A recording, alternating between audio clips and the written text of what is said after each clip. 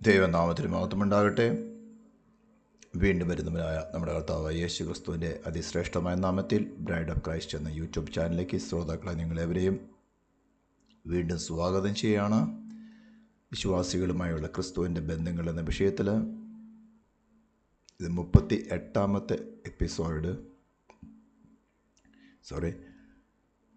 Christ as the beginning of the creation of God, അല്ലെങ്കിൽ നാം വെളിപ്പാട് പുസ്തകം 3-ാം അധ്യായത്തിൻ്റെ 34-ാം വാക്യം നിന്ന് വായിക്കുന്നത് പോലെ അല്പം കൺഫ്യൂഷൻ ഉണ്ടാക്കുന്ന ഒരു വാക്കാണ് ഈ രണ്ട് വാക്യങ്ങൾ. 3-ാം അധ്യായത്തിൻ്റെ 14-ാം വാക്യം ലവോദിക സഭയുടെ ദൂതന് എഴുതുക എന്ന് പറയുമ്പോൾ അവിടെ വിശ്വസ്തനും സത്യവാനുമായി സാക്ഷിയായി ദൈവസൃഷ്ടിയുടെ ആരംഭമായ ആമേൻ എന്നുള്ളവൻ. അപ്പോൾ ദൈവസൃഷ്ടിയുടെ ആരംഭമായ എന്നൊരു വാക്കും, അതേപോലെ തന്നെ 1 തിമോത്തിയോസ് 2-ാം അധ്യായത്തിൻ്റെ 5-ാം വാക്യത്തിൽ മനുഷ്യനായ ക്രിസ്തുവേശു, അത് മലയാളത്തിലാവുമ്പോൾ 6-ാം വാക്യത്തിൽ എല്ലാവർക്കും വേണ്ടി മറുവിലയായി തന്നെത്താൻ കൊടുത്ത മനുഷ്യനായ ക്രിസ്തുവേശു, ഈ രണ്ട് വാക്യങ്ങളെ എടുത്തുകൊണ്ട് അവനൊരു സൃഷ്ടിയാണ്, മനുഷ്യൻ മാത്രമാണെന്ന് തെറ്റിദ്ധരിപ്പിക്കത്തക്കവണ്ണം അങ്ങനെ തന്നെ ചില സഭകൾ തന്നെയുണ്ട്. അതിൽ ഭോഷത്തരം പറയുന്നതിനൊരു പരിധി ഉണ്ടാവണമല്ലോ.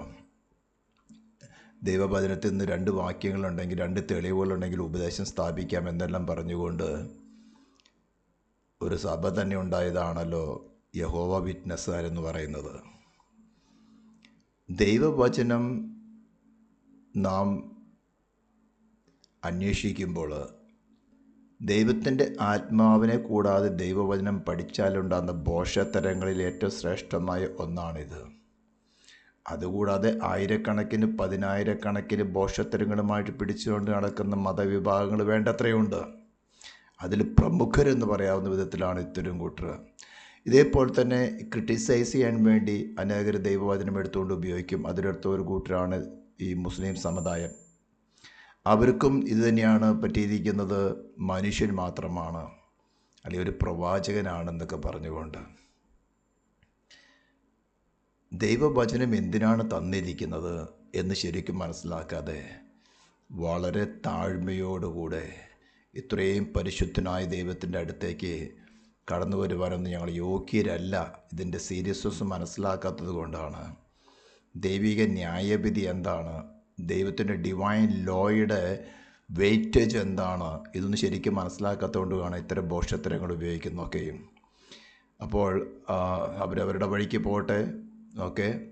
എന്നാൽ ദൈവമക്കളെ വലച്ച് കളയത്തക്കവണ്ണം ഇത്തരം വ്യാജമായ ഉപദേശങ്ങൾ ദൈവവചനത്തിൽ നിന്ന് തന്നെ കോട്ട് ചെയ്യുമ്പോൾ നമുക്ക് ചിലപ്പോൾ സംശയങ്ങൾ വന്നു പോകും. ഇതിൻ്റെ പുറകിലൊക്കെ പ്രവർത്തിക്കുന്ന വലിയ സ്പിരിറ്റുകളുണ്ടല്ലോ, അതുകൊണ്ടല്ലേ ഇവരൊക്കെ യുണൈറ്റഡായിട്ട് നിൽക്കുന്നത്. Hallelujah.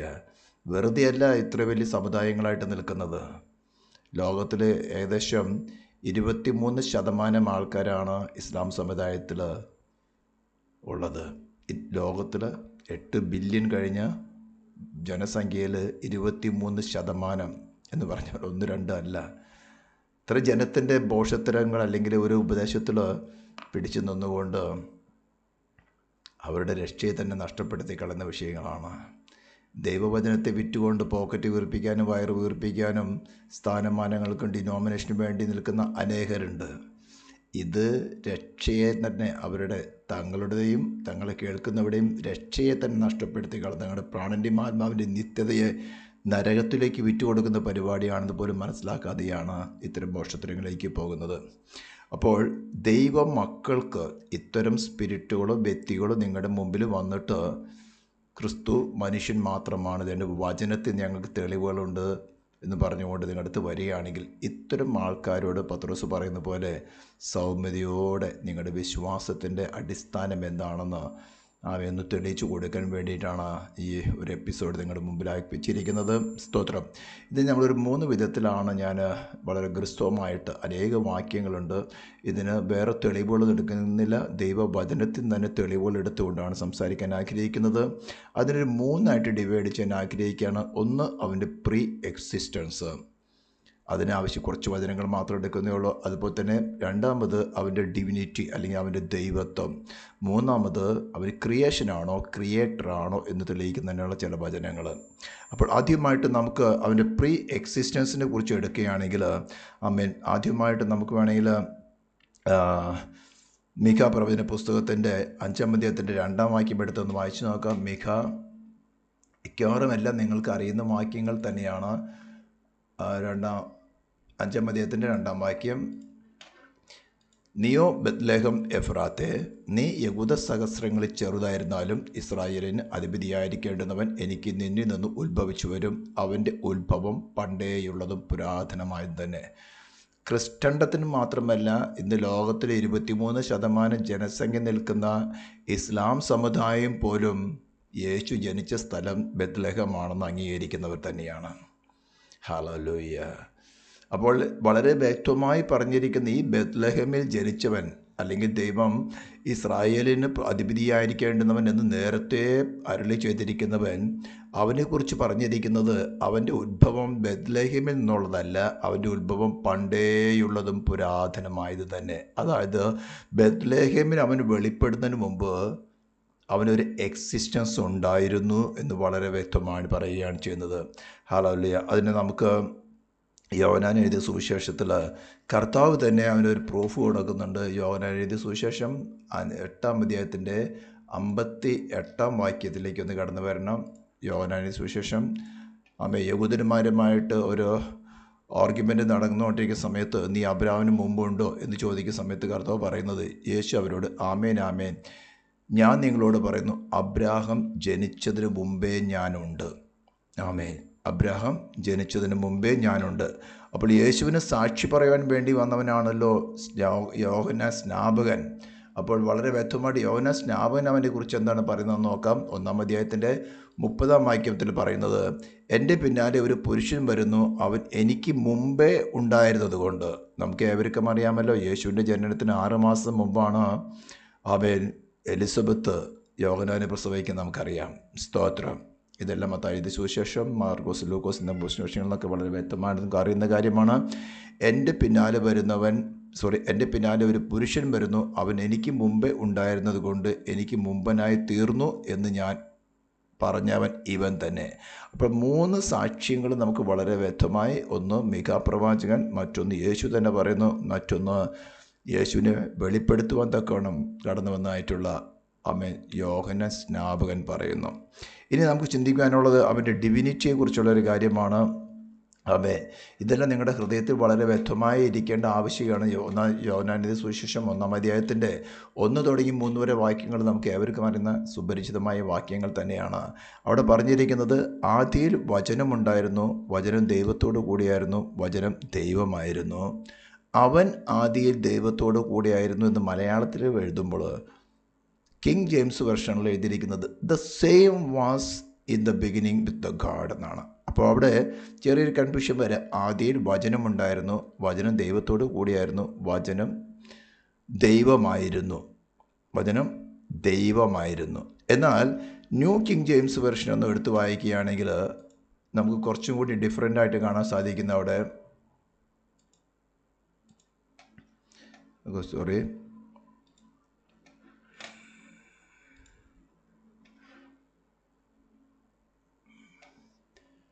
In the beginning was the Word, and the Word was with God, and the Word was God. അവിടെ He was in the beginning with God. All things were made through Him, and without Him nothing was made that was made. ആമേൻ. മലയാളത്തിലാണെങ്കിൽ വായിക്കുന്നത് നമ്മൾ വായിച്ചു,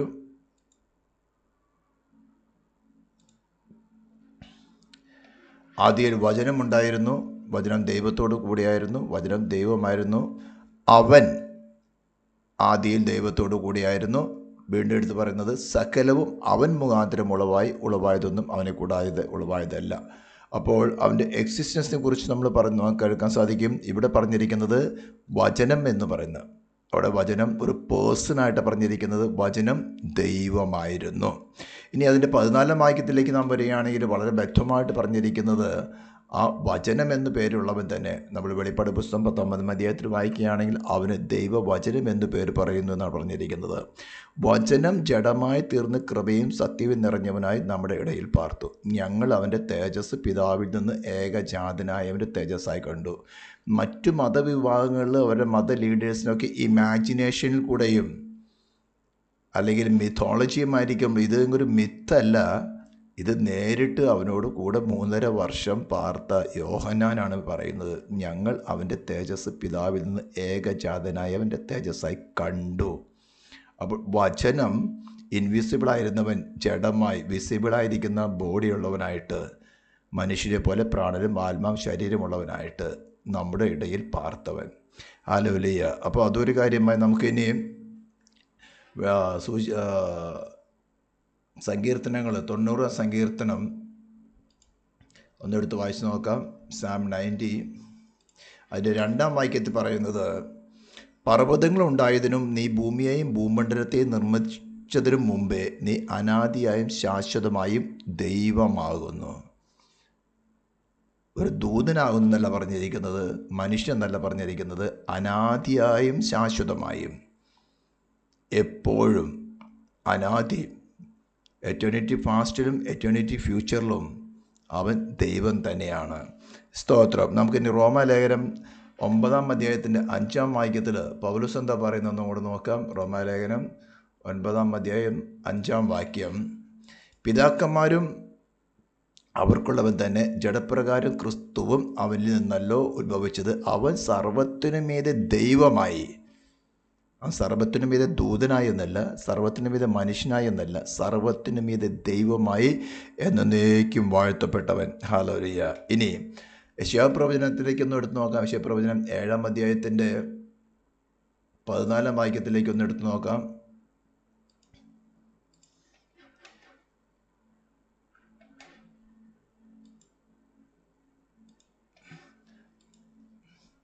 അതുകൊണ്ട് കർത്താവ് തന്നെ നിങ്ങൾക്കൊരു അടയാളം തരും.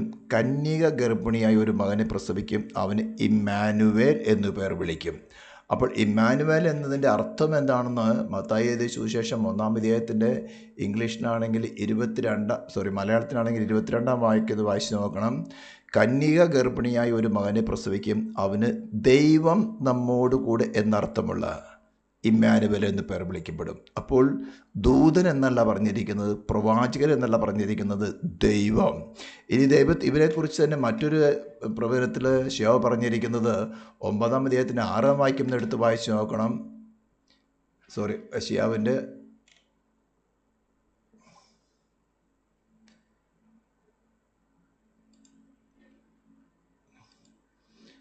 പ്രവചന പുസ്തകം 9-ാം അധ്യായത്തിൻ്റെ 6-ാം വാക്യത്തിൽ നമുക്ക് ഒരു ശിശു ജനിച്ചിരിക്കുന്നു, നമുക്കൊരു മകൻ നൽകപ്പെട്ടിരിക്കുന്നു, ആധിപത്യം അവൻ്റെ തോളിലിരിക്കും, അവന് അത്ഭുത മന്ത്രി, വീരനാം ദൈവം എന്ന് പറഞ്ഞിരിക്കുന്നത്, മൈറ്റി ഗാഡ്.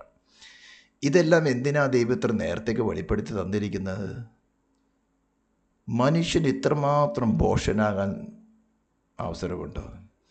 ദൈവത്തിൻ്റെ ഡിവൈൻ ലോയ്ക്കോ ദൈവത്തിൻ്റെ സ്വഭാവത്തിനൊന്നും മാറ്റമില്ല. ലൂസിഫറും സംഘവും ദൈവത്തോടു കൂടി ഉണ്ടായിരുന്ന വിശുദ്ധന്മാരായ ദൂതന്മാരായിരുന്നു.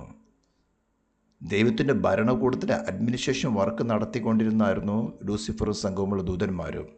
ഒരു തെറ്റ് അവനിൽ കണ്ടപ്പോൾ അവനെയും അവൻ്റെ കീഴിലുള്ള സകല ആധിപത്യത്തെയും ഉഗ്ര കോപത്തോടു കൂടെ ശിക്ഷിച്ചവനായ അതേ ദൈവം തന്നെയാണ് അതേപോലൊരു മോറൽ ഏജൻ്റായിരിക്കുന്ന മനുഷ്യൻ്റെ ഹൃദയത്തിലും ദൈവത്തിൻ്റെ നിയമം കൊടുത്തത്. ആ നിയമം തെറ്റിച്ചപ്പോൾ ദൈവം അവിടെ കരുണയുടെ കർത്താവാകല്ലേ എന്ന് ചെയ്തത്. ദൈവത്തിൻ്റെ സ്വഭാവത്തിന് മാറ്റമില്ല. പക്ഷേ മനുഷ്യനെ താൻ ഇത്രമാത്രം സ്നേഹിക്കുന്നത് കൊണ്ട് താൻ തന്നെ അവർക്ക് വേണ്ടി ഒരു പ്രായശ്ചിത്തമായി തീരുന്ന കാര്യത്തെ റിവീൽ ചെയ്യുകയാണ് ചെയ്തത്. മനുഷ്യന് വേണ്ടി ദൈവം ഇത്രമാത്രം വില കൽപ്പിക്കുമ്പോൾ, തൻ്റെ ഏകജാതനായ പുത്രനെ നൽകുവാൻ തക്കവണ്ണം സ്നേഹം വെളിപ്പെടുത്തിയപ്പോൾ, മനുഷ്യൻ ഇന്ന് തിരിച്ച് ഭോഷത്തരത്തിനും ഒരു പരിധി വേണം. അത്രമാത്രം ഭോഷത്തരങ്ങൾക്ക് പുറകെ ഭോഷത്തരം കൊണ്ടുകൊണ്ട് ദൈവത്തിൻ്റെ കോപം ജനിപ്പിച്ചുകൊണ്ടിരിക്കുകയാണ് ചെയ്യുന്നത്. ദൈവത്തിൻ്റെ ദീർഘക്ഷമയെ പരീക്ഷിച്ചുകൊണ്ടിരിക്കുകയാണ് ചെയ്യുന്നത്. ഹല്ലേലൂയ. ഇത്തരം സ്പിരിറ്റുകളുടെ പുറകിലൊക്കെ നല്ല ശക്തിയുണ്ട്. ഇന്ന് ഏവനും വചനമെടുത്ത് കൈകാര്യം ചെയ്യുകയാണ്. കത്തോലിക്കനും ഇതേ വചനങ്ങൾ തന്നെ പറയുകയാണ്. ഓർത്തഡോക്സുകാരനും യാക്കോബക്കാരനും മാർത്തോമക്കാരനും ഒക്കെയും വചനം തന്നെ പറയുന്നു. പക്ഷെ എൻ്റെ ഹൃദയത്തിലിരിക്കുന്നത് ആരാണ്? കത്തോലിക്കൻ പറയുന്ന യേശു എന്ന് പറയുന്നത് തമൂസിനെയാണ്. തമൂസ് എന്ന് പറയുമ്പോൾ ബാബിലോണിയ സംസ്കാരത്തിൽ നിമ്രോദിൻ്റെ ചരിത്രം പഠിക്കുകയാണ്. കൂശ് 10-ാം അധ്യായം, ഉൽപ്പത്തി പുസ്തകം 10-ാം അധ്യായത്തിൽ നാം പഠിക്കുമ്പോൾ കൂശ് നോഹയുടെ 3 പുത്രന്മാർ ഹാം, ജാഫത്ത്, ഷേം. ഹാമിൽ നിന്നാണ് കൂശ് വരുന്നത്. കൂശിൻ്റെ ഭാര്യ എന്ന സൗന്ദര്യവതിയായിരുന്ന ഒരു സ്ത്രീയായിരുന്നു സെമിറാമിസ്. കൂശിൻ്റെ മരണശേഷം സ്വന്തം മകനായിരുന്ന നിമ്രോദിനെ വിവാഹം കഴിച്ചവളാണ്. അത്രമാത്രം മോശമായിരുന്ന സ്ത്രീയായിരുന്നു. അവൾക്ക് ഏതൊരു വെളിപ്പാട് കിട്ടി. ഇന്ന് കേരളത്തിൽ ഇതുപോലെ വെളിപ്പാട് കിട്ടിയ വെളിച്ചപ്പാടുകൾ ഒത്തിരി ഉണ്ടല്ലോ. ഇന്ന് വെളിച്ചപ്പാട് പ്രാപിച്ചിരിക്കുന്ന ഒത്തിരി ഉണ്ട് ഇവിടെ കേരളത്തിൽ. ഹല്ലേലൂയ. ചെറുതും വലുതുമായിട്ട് ലോകമെമ്പാടും വ്യാപിച്ചിരിക്കുന്നതുമായിട്ട് ഒത്തിരി അധികമുണ്ട്. ഇതുപോലെ വെളിച്ചപ്പാടുകൾ ലഭിച്ചിരിക്കുന്ന ചില മതവിഭാഗങ്ങളാണ് ഇത് വലിയ സമൂഹമായിട്ട് നിൽക്കുന്നത്. ഈ വെളിച്ചപ്പാടുകളൊക്കെ എവിടെ നിന്ന് വരുന്ന വെളിച്ചപ്പാടാണോ എന്ന് അവനവൻ തന്നെ ചിന്തിച്ചറിയണം. പക്ഷെ അവരവരുടെ വഴിക്ക് പോട്ടെ. കേൾക്കുന്ന മറ്റ് ജനങ്ങൾക്ക് ദൈവവചന പ്രകാരം ഇവരെ വിവേചിക്കാൻ സാധിക്കുന്നില്ലയോ? ഹല്ലേലൂയ. അവൾക്കൊരു വെളിപ്പാട് കിട്ടിയെന്ന് പറഞ്ഞുകൊണ്ട് എന്തോ നിഗൂഢമായ കാര്യങ്ങൾ അവൾക്കറിയാമെന്ന് പറഞ്ഞുകൊണ്ട് ഒരു കൂട്ടം ജനത്തെ അവളുടെ പക്ഷത്താക്കി എടുത്തു കൊണ്ടുവന്നു. അതാണ് പിന്നീട് ബാബിലോണിയൻ മതമായത്, ബാബിലോണിയൻ ചർച്ചായി തീർന്നത്. വെളിപ്പാട് പുസ്തകത്തിൽ 17-ാം അധ്യായത്തിൽ ശിക്ഷ വിധിക്കാൻ പോകുന്ന മിസ്റ്ററി ബാബിലോൺ ദൈവസഭ ഒഴിച്ചുകൊണ്ട് മറ്റേത് മതവിഭാഗങ്ങൾ എത്രമാത്രം നമ്പേഴ്സ് ഉണ്ടായാലും, എന്തുമാത്രം അത്ഭുതങ്ങൾ കാണിച്ചാലും, എന്തെല്ലാം പ്രവൃത്തികൾ സ്റ്റേജിൽ തകർത്ത് കാണിച്ചാലും ഇവനൊക്കെ പെട്ടിരിക്കുന്നത് ഈ മിസ്റ്ററി ബാബിലോണിലാണ്. ഇവനെല്ലാം കൂടെ കൂട്ടിക്കൊണ്ടുവന്ന് ന്യായം വിധിക്കുന്നതാണ് വെളിപ്പാട് പുസ്തകത്തിലെ 17-ാം അധ്യായത്തിലെ സ്ത്രീ, ആൻറ്റി ക്രൈസ്റ്റിൻ്റെ മേളിലിരിക്കുന്ന സ്ത്രീ. നിങ്ങൾ ഏതിൽ പെടുന്നു എന്ന് ഇതൊക്കെ കേൾക്കുമ്പോൾ ചിന്തിച്ച് നോക്കുക. ഇതിൽ നിന്നൊക്കെ രക്ഷ പ്രാപിപ്പാൻ ഇവരുടെ പേരിൽ ശക്തി ഉള്ളത് കൊണ്ടല്ലയോ അത്ര വലിയ മതവിഭാഗങ്ങളായിട്ട് നിൽക്കുന്നത്. ഇതിൻ്റെ മുമ്പിൽ നിങ്ങൾ യുദ്ധം ചെയ്യാൻ പെടും. നിങ്ങളുടെ ഡിഫൻസിന് വേണ്ടിയിട്ടാണ് ഇതൊക്കെ പറഞ്ഞു തരുന്നത്. അപ്പം അതിനകത്ത് വീരണാം ദൈവമില്ലെന്ന് പറഞ്ഞു വരുന്നവൻ്റെ മുമ്പിൽ ക്രിസ്തുവിനെ തെളിയിച്ചു കൊടുക്കണം. അതിനാണ് വീരനാം ദൈവം, മൈറ്റി ഗോഡ് എന്ന് പറഞ്ഞിരിക്കുന്നത്. അപ്പോൾ കന്യക ഗർഭം ധരിച്ച് ഒരു മകനെ പ്രസവിക്കും.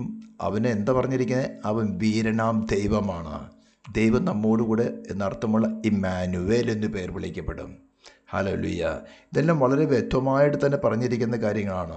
ഇനി വെളിപ്പാട് പുസ്തകം 1-ാം അധ്യായത്തിൻ്റെ 18-ാം വാക്യത്തിലേക്ക് ഒന്ന് എടുത്തു നോക്കാം. 1-ാം അധ്യായത്തിൻ്റെ 18-ാം വാക്യം. ഞാൻ മരിച്ചവനായിരുന്നു, എന്നാൽ ഇത് എന്നേക്കും ജീവിച്ചിരിക്കുന്നു. മരണത്തിൻ്റെയും പാതാളത്തിൻ്റെയും താക്കോൽ എൻ്റെ കയ്യിലുണ്ട്. അതിൻ്റെ തന്നെ 8-ാം വാക്യം ഒന്ന് എടുത്തു നോക്കാം.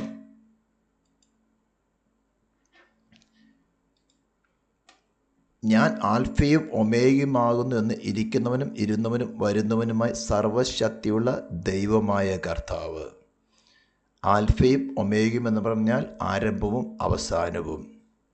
ഇതെല്ലാം വളരെ വ്യക്തമായിട്ട് പറഞ്ഞിരിക്കുന്ന കാര്യങ്ങളാണ്. ഇനി ഇപ്പോൾ തന്നെ അവൻ്റെ ഡിവിനിറ്റിയെ പ്രൂഫ് ചെയ്യുന്ന അനേക വാക്യങ്ങൾ, ഇനിയും വേണ്ടത്ര വാക്യങ്ങളുണ്ട്. അടുത്ത് ചിന്തിക്കാൻ പോകുന്നത് അവൻ്റെ ക്രിയേറ്റീവ് പവർ. അത് അവൻ ക്രിയേഷനാണോ ക്രിയേറ്ററാണോ? യോഹന്നാൻ എഴുതിയ സുവിശേഷം തന്നെ നമുക്ക് എടുത്ത് വായിച്ചു നോക്കാം. 1-ാം അധ്യായത്തിൻ്റെ 3-ാം വാക്യത്തിലേക്ക് വരണം. സ്തോത്രം. പറഞ്ഞിരിക്കുന്നത് സകലവും അവൻ മുഖാന്തരം ഉളവായത് ഒന്നും അവനെ കൂടാതെ ഉളവായതല്ല. സകലവും, ബൈബിളിൽ സകലവും അല്ലെങ്കിൽ ഓൾ തിങ്സ് എന്ന് എവിടെയെങ്കിലും എഴുതിയിട്ടുണ്ടെങ്കിൽ അതിൻ്റെ അർത്ഥം everything in the totality. Everything in the totality. അതിനപ്പുറം വേറെ ഒന്നുമില്ല. അപ്പോൾ സകലവും അവൻ മുഖാന്തരം എടുത്തു പറഞ്ഞിരിക്കുന്നു. ഉളവായത് ഒന്നും അവനെ കൂടാതെ ഉളവായതല്ല. ഇനി അവന് ഉളവാക്കിയത് അല്ലെങ്കിൽ അവൻ സൃഷ്ടിച്ചത് എന്താണെന്നൊന്ന് അറിയണമെങ്കിൽ കൊളോസ്യ ലേഖനത്തിലേക്ക് കൊളോസ്യ ലേഖനം 1-ാം അധ്യായത്തിൻ്റെ 15-ാം വാക്യം തുടങ്ങി വായിച്ചു നോക്കാം. അവൻ അദൃശ്യനായ ദൈവത്തിൻ്റെ പ്രതിമയും സർവ്വസൃഷ്ടിക്കും ആദിജാതനുമാകുന്നു. സ്വർഗത്തിലുള്ളതും ഭൂമിയിലുള്ളതും ദൃശ്യമായതും അദൃശ്യമായതും സിംഹാസനങ്ങളാകട്ടെ, കർത്തൃത്വങ്ങളാകട്ടെ, വാഴ്ചകളാകട്ടെ, അധികാരങ്ങളാകട്ടെ, സകലവും അവൻ മുഖാന്തരം സൃഷ്ടിക്കപ്പെട്ടു. അപ്പോൾ നിങ്ങളുടെ ആരെങ്കിലും അടുത്ത് ഇത്തരം ആൾക്കാർ വന്ന് ഓർഗി ചെയ്യുമ്പോൾ അവൻ അദൃശ്യനായ ദൈവത്തിൻ്റെ പ്രതിമയും സർവ്വ സൃഷ്ടിക്കും ആദിജാതൻ എന്ന് പറഞ്ഞുകൊണ്ട് അവൻ സൃഷ്ടിയാണെന്ന് സ്ഥാപിക്കാൻ നോക്കുമ്പോൾ അടുത്ത വായിച്ചു നോക്കാൻ പറയാ. സ്വർഗത്തിലുള്ളതും ഭൂമിയിലുള്ളതും ദൃശ്യമായതും അദൃശ്യമായതും സിംഹാസനങ്ങളാട്ടെ, കർത്തൃത്വങ്ങളാട്ടെ, വാഴ്ചകളാട്ടെ, അധികാരങ്ങളാട്ടെ സകലം അവൻ മുഖാന്തരം സൃഷ്ടിക്കപ്പെട്ടു. അവൻ സൃഷ്ടിയാണോ സൃഷ്ടിക്കപ്പെട്ടവൻ? സൃഷ്ടിതാവാണോ? അവൻ മുഖാന്തരം അവനായിട്ട് സകലവും സൃഷ്ടിക്കപ്പെട്ടിരിക്കുന്നു. അപ്പോൾ ഇത്തരം ഡീറ്റെയിൽ വളരെ വ്യക്തമായി വചനത്തിലുള്ളപ്പോൾ ഇത്തരം ആത്മാക്കൾ ചെറിയ ആത്മാക്കളാണ് ചിന്തിക്കേണ്ട. ഞാനൊരു മുസ്ലിം കൺട്രിയിൽ ഈ ക്രിസ്തുവിൻ്റെ ഡിവിനിറ്റിയെക്കുറിച്ചാണ് ഞാൻ കൂടുതലും പഠിപ്പിക്കാറുള്ളത്. എൻ്റെ അടുത്ത് അവിടുത്തെ സ്പിരിറ്റ്, അവിടെ ഡൊമൈനിൽ ചെന്ന സ്പിരിറ്റ് 9 മാസം ബാധിച്ചു കണ്ടിന്യൂസ്. എപ്പോഴും പ്രാർത്ഥിക്കാനിരുന്നാലും നീ യേശു ദൈവമാണെന്ന് തെളിയിക്കുന്നു, നിനക്ക് എങ്ങനെ സ്ഥാപിക്കാൻ സാധിക്കും? ഈ വചനങ്ങളൊക്കെയും പറഞ്ഞിട്ട് ഞാൻ ആരാധിച്ചുകൊണ്ടിരിക്കും 9 മാസം, ഡേ നൈറ്റ് പ്രാർത്ഥിക്കാൻ എപ്പോഴും ഇരുന്നാലും ഞാനും വിട്ടുകൊടുക്കില്ല. അവസാനം ഞാൻ തളരാൻ തുടങ്ങിയപ്പോൾ പെട്ടെന്നായിരുന്നു അവൻ്റെ ഈ പുനരുത്ഥാന ശക്തി എൻ്റെ ആത്മാവിൽ വന്നിട്ട് ആ ശക്തി ഛേദിച്ച് കളയുന്നത്. ക്രിസ്തുവിൻ്റെ പുനരുത്ഥാന ശക്തിയുടെ മുമ്പിലല്ലാതെ നമുക്ക് ഒരു ശത്രുവിനും ജയിക്കാൻ സാധ്യമല്ല. വിശ്വാസികളെ ദൈവമക്കളോട് ഞാൻ വീണ്ടും വളരെ ആഴത്തിൽ പറയുന്നത്, നിങ്ങൾക്ക് ബുദ്ധിപരമായിട്ട് ക്രിസ്തുവിനെക്കുറിച്ച് പല കാര്യങ്ങളും പറയാൻ സാധിക്കും, പല തിയറികളും സ്ഥാപിക്കാൻ സാധിക്കും, ദൈവവചനത്തിന് തെളിവോടുകൂടെ സാധിക്കും. പക്ഷേ അത് വിശ്വാസമല്ല, അതൊരു അറിവ് മാത്രമേ ഉള്ളൂ. ആ അറിവിൽ കൂടെ അതിനെ പറയുന്നതാണ് ഇൻ്റലക്ച്വൽ ഫെയ്ത്ത്. ആ ഇൻ്റലക്ച്വൽ ഫെയ്ത്തിൽ നിൽക്കാതെ ഇൻ്റലക്ച്വൽ ഫെയ്ത്തിൽ കൂടെ ക്രിസ്തു ആരാണെന്ന് മനസ്സിലാക്കി ഉയർത്തെഴുന്നേറ്റവനായി ക്രിസ്തുവിനെ നിങ്ങളുടെ ഹൃദയത്തിൽ സ്വീകരിച്ച് അവനുമായിട്ട് ഒന്നായി ചേർന്ന് അവൻ്റെ പുനരുത്ഥാന ശക്തിയാൽ മാത്രമേ നിങ്ങൾക്കൊരു ജീവിതം സാധ്യമുള്ളൂ. ഞാനിതിൻ്റെ 2 വശവും അനുഭവിച്ചു കൊണ്ടാണ് പറയുന്നത്. അതിനാണ് ക്രിസ്തുവുമായിട്ടുള്ള ഓരോ റിലേഷൻസും എന്താണെന്ന് പ്രത്യേകമായിട്ട് എടുത്തു പഠിപ്പിക്കാനുള്ള കാരണം. പലർക്കും ഇതൊരു വിരസതയായിട്ട് തോന്നുന്നുണ്ട്. പലരും എപ്പിസോഡുകൾ കാണുന്നില്ല, കണ്ടാൽ തന്നെ അവരുടെ വ്യക്തിപരമായ ജീവിതത്തെ അനുഭവിക്കാത്തത് കൊണ്ട് ഇതൊക്കെ വെറുതെ ഉള്ളതാണ് തോന്നലുണ്ടെന്ന് എനിക്ക് തോന്നുന്നു എന്ന് നിങ്ങൾ തന്നെ ഒന്ന് ഏൽപ്പിച്ചു കൊടുക്കുക. ഇത്തരം സ്പിരിറ്റുകളുമായിട്ട് നിങ്ങൾക്ക് എൻകൗണ്ടർ ചെയ്യണമെങ്കിൽ അതുപോലെ നിങ്ങളുടെ പരിജ്ഞാനം, ക്രിസ്തുവിൻ്റെ പുനരുത്ഥാന ശക്തി നിങ്ങളിൽ വരണം. ദൈവരാജ്യം വാക്കുകളിലല്ല ശക്തിയിലത്രയും നിലനിൽക്കുന്നത്. നിങ്ങളുടെ ശക്തി ഇല്ലാത്തത് കൊണ്ടാണ് ഇന്ന് ഇത്രമാത്രം ഡിനോമിനേഷൻസ് വ്യാജാത്മാക്കളും അത്ഭുതങ്ങളും അടയാളങ്ങളും കാണിച്ചുകൊണ്ട് ലോകത്തിൽ വെസ്റ്റേൺ കൺട്രീസ്, യൂറോപ്യൻ കൺട്രീസൊക്കെ തകർന്നു പോയി ഇന്ന് കേരളത്തിൽ വിറ്റഴിയാണ് ചെയ്യുന്നത്. ദൈവവചനം വിറ്റഴിച്ച് പോക്കറ്റ് വീർപ്പിക്കുകയാണ് ചെയ്യുന്നത്. ഹല്ലേലൂയ. ഇത്തരം കാര്യങ്ങളെയൊക്കെയും തിരിച്ചറിയുക. ഇത്തരം സ്പിരിറ്റിനോട് നിങ്ങൾക്ക് ഫൈറ്റ് ചെയ്യണമെങ്കിൽ ഏതൊരു ദൈവ പൈതലിനും ആത്മീക യുദ്ധമുണ്ട്. അത് നിങ്ങളല്ല ചെയ്യിക്കുന്നത്. നിങ്ങളിൽ പരിശുദ്ധാത്മാവ് കടന്നു വന്ന് നിങ്ങളുടെ ബലഹീനതയ്ക്ക് മീതെ കവിയുന്ന ക്രിസ്തുവിൻ്റെ സ്നേഹത്തെ നിങ്ങളെ വെളിപ്പെടുത്തി, ക്രിസ്തുവിനെ തന്നെ നിങ്ങളുടെ സോളിൽ വെളിപ്പെടുത്തി അവരുമായിട്ട് ഒന്നായി ചേർന്ന് ഒരു ജീവിതമുണ്ടായാൽ മാത്രമേ നിങ്ങൾക്ക് ക്രിസ്തുവിൽ വിശ്വസിച്ചുള്ള പ്രതിഫലമുള്ളൂ. ഇത് മനസ്സിലാക്കിയിട്ടാണ് പൗലോസ് പറയുന്നത് ക്രിസ്തുവിനെ നേടേണ്ടതിന്. ക്രിസ്തുവിനെ കുറിച്ചുള്ള അറിവ് നേടുക എന്നുള്ളതല്ല അതിൻ്റെ അർത്ഥം. ക്രിസ്തുവിനെ തന്നെ പേഴ്സണലായിട്ട് നേടേണ്ടതിന് ഞാൻ സകലവും, അവൻ്റെ പാരമ്പര്യത്തിൻ്റെ ചരിത്രം പറഞ്ഞിട്ട് പറയുകയാണ്, ഞാൻ ഈ കാര്യങ്ങളൊക്കെ വെറും ചപ്പും ചവറും എന്നാണ്, അതുകൊണ്ടൊരു ഉപകാരമില്ല എന്ന്. എൻ്റെ അർത്ഥം അതുകൊണ്ടൊരു ഉപകാരവുമില്ല. പക്ഷെ എന്ത് ഉപകാരമുള്ളത്? ജീവിച്ചിരിക്കുന്ന സ്വർഗത്തിലും ഭൂമിയിൽ സകല അധികാരമുള്ളവനായ ദൈവസൃഷ്ടിയുടെ ആരംഭമായ ക്രിസ്തുവിനെ അനേക റിലേഷൻസുണ്ട്. ഇത് ഒന്നൊന്നായിട്ട് നമ്മുടെ ഹൃദയത്തിൽ വിശ്വാസമായി പരിണമിക്കണമെങ്കിൽ അതാത് റിലേഷനിൽ ക്രിസ്തു നമ്മൾ വെളിപ്പെടണം. ഞാനിത് അനുഭവിച്ചുകൊണ്ടാണ് നിങ്ങളോട് പറയുന്നത്. ഹല്ലേലൂയ. അതുകൊണ്ട് വളരെ അനേക വാക്യങ്ങൾ എടുക്കാനുണ്ട് നമുക്ക്. സ്തോത്രം. അവൻ്റെ ക്രിയേറ്റീവ് പവറിനെ ഒന്നുകൂടെ യേശയ്യാ 44:6 വാക്യം ഒന്നെടുക്കാം. യെശയ്യാ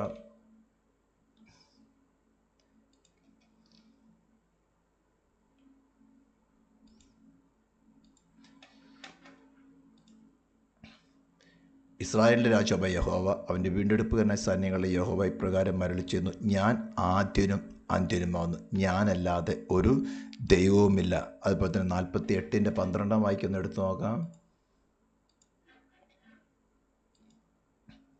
യാക്കോബെ, ഞാൻ വിളിച്ചിരിക്കുന്ന ഇസ്രായേലെ, എൻ്റെ വാക്ക് കേൾക്കുക, ഞാൻ അനന്യൻ, ഞാൻ ആദ്യനും അന്ത്യനുമാകുന്നു. ഇതെല്ലാം വളരെ വ്യക്തമായിട്ട് അവിടെ ഇവിടെയൊക്കെയും തന്നെ പറഞ്ഞിരിക്കുന്നുണ്ട്. ഇനി കർത്താവ് തന്നെ കോട്ടിത്തിരിക്കുന്നത് യെശയ്യാപ്രവചനം 6-ാം അധ്യായത്തിൽ കാണുന്നവൻ ആരെക്കുറിച്ചാണെന്ന്.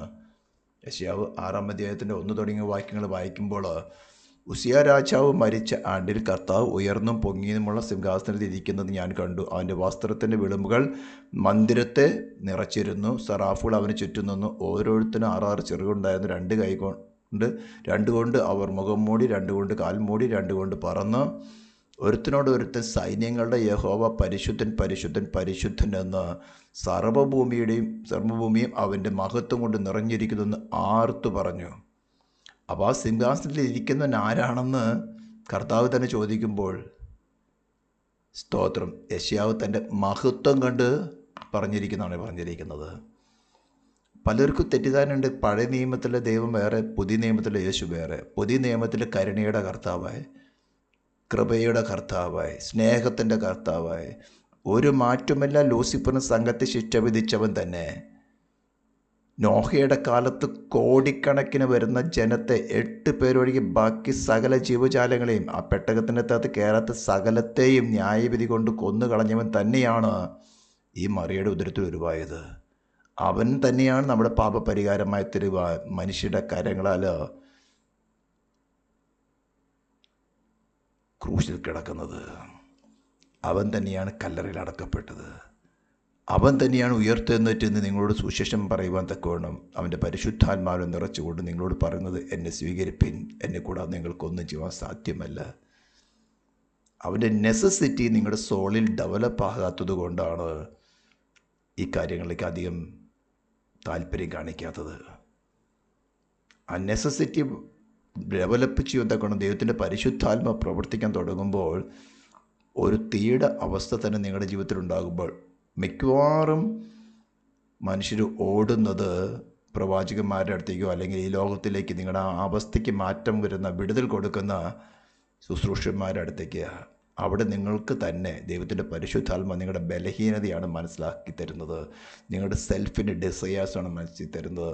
ക്രിസ്തുമായിട്ട് നിങ്ങൾക്ക് വാസ്തവത്തിൽ ബന്ധമുണ്ടോ ഇല്ലയോ എന്നാണ് വെളിപ്പെടുത്തിരുന്നത്. ഉടനെ അവിടെ നെടുമ്പാട് വീണ്, കർത്താവ് എനിക്ക് മനസ്സിലായി, ഞാൻ ഒന്നുമല്ല, പ്ലീസ് ഐ നീഡ് യു, എനിക്ക് ഉയർത്തെഴുന്നേറ്റവനെ ക്രിസ്തുവിനെ വേണം. പൗലോസ് പറയുന്ന പോലെ എനിക്ക് ക്രിസ്തുവിനെ നേടണം. ഒന്ന് പറഞ്ഞു നോക്ക്, നിങ്ങൾക്ക് പുനരുത്ഥാന ശക്തി എന്താണെന്നാണ് അറിയാൻ സാധിക്കും. അതിനായി ദൈവമേ കർത്താവ് നിങ്ങളെ അവർ ഒരുക്കട്ടെ എന്നുള്ള പ്രാർത്ഥനയോട് കൂടെ ഈ എപ്പിസോഡിൽ വിരമിക്കുന്നു. പ്രാർത്ഥിക്കാൻ പരിശുദ്ധനും നിത്യനുമായ ദൈവമേ, സ്വർഗീയ പിതാവേ, ഈ ശബ്ദം കേൾക്കുന്ന ഓരോ വ്യക്തികളെയും നിന്നെ അനുഭവിച്ചറിയുവാൻ തൊക്കണം ഒരുക്കുമാറാകണമെന്ന് പ്രാർത്ഥിക്കുന്നു. നിൻ്റെ വിശ്വസ്തതയ്ക്കായി സ്തോത്രം. യേശു ക്രിസ്തുവിൻ്റെ നാമത്തിൽ തന്നെ.